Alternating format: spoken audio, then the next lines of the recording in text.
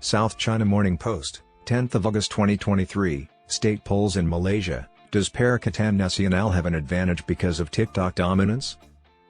Chinese meddling is pervasive in Malaysian politics, it is obvious and reeks of Chinese meddling. In contrast to Prime Minister Anwar Ibrahim's feeble attempts to reach voters online, the opposition in Malaysia looks to be winning the social media war ahead of this Saturday's crucial state elections. Paid YouTube and Facebook content and live TikTok videos have partially replaced door-to-door canvassing.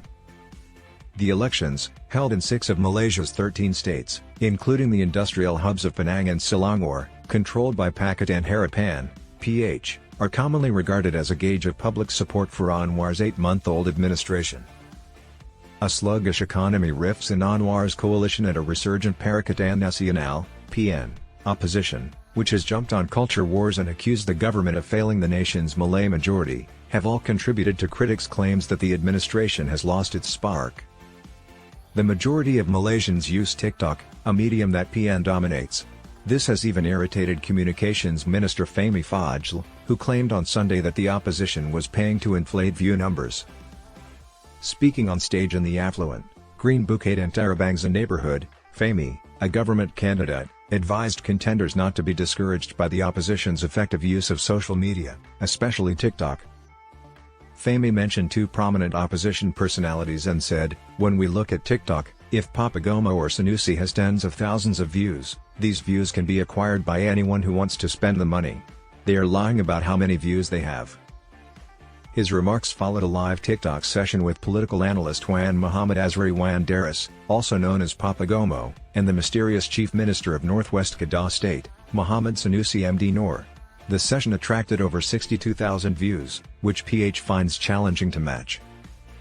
Because viewers can like a live video on the platform several times, the video receives 16 million likes. The website connects people in the Malay heartlands to express dissatisfaction with Anwar's leadership and ignite cultural conflicts about anything from what is displayed in Malaysian movies to how Islam is viewed daily. Experts predict Anwar may suffer a setback in the polls if the opposition gains traction in certain areas. In response to claims that he was manipulating social media reach, pro-PN vlogger Nurpais Ismail fired back.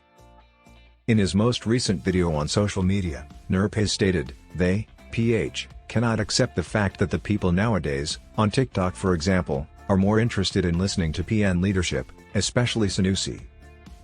Sanusi was largely unknown before taking on the role of Chief Minister of Kedah in 2020.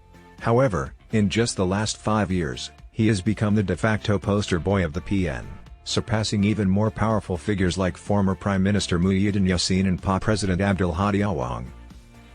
PH by Anwar and its earlier iterations pioneered social media outreach during the early 2000s blogging era. However, experts claim that the coalition made a mistake by using TikTok. Instead, PH and the platform have a tense working relationship. In Fahmi's first week on the job, the company summoned its Malaysian representatives, alleging TikTok contains so much extremist and racist content. Despite multiple attempts, This Week in Asia could not contact the minister for comment. Political advertising is prohibited by TikTok's government, politician, and political party account policy. This prohibition extends to using promotional tools on the platform and is enforced at the account level. In its official policy, the platform stated, "This means that accounts we identify as belonging to politicians and political parties have their access to advertising features turned off." Similarly, political accounts cannot give or receive money through TikTok due to restricted access to the platform's monetization capabilities. However, PN has publicly purchased advertisements on other websites, such as Google's YouTube and Facebook, run by Meta. The party employs YouTube's feature, allowing users to skip and stream advertisements before videos to spread election-related messaging about stagnant earnings and growing living expenses. With the support of state media, Anwar and PH feel more at ease on Twitter, where they conducted 2 successful elections in 2018 and 2022. Political analyst James Chin called PH's social media approach all over the place and ill-planned.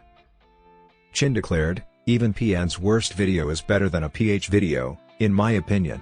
The question is how they failed to take the lesson from the election in November 2022, when it was evident that social media is a significant factor in the voting behavior of young Malay voters." Social media analyst Zulfajli Halim downplayed PN messaging's significance following the loss of some well-known opinion leaders. FE mainly focuses on the expense of living, stating, "They also have no new materials and are left repeating the same talking points."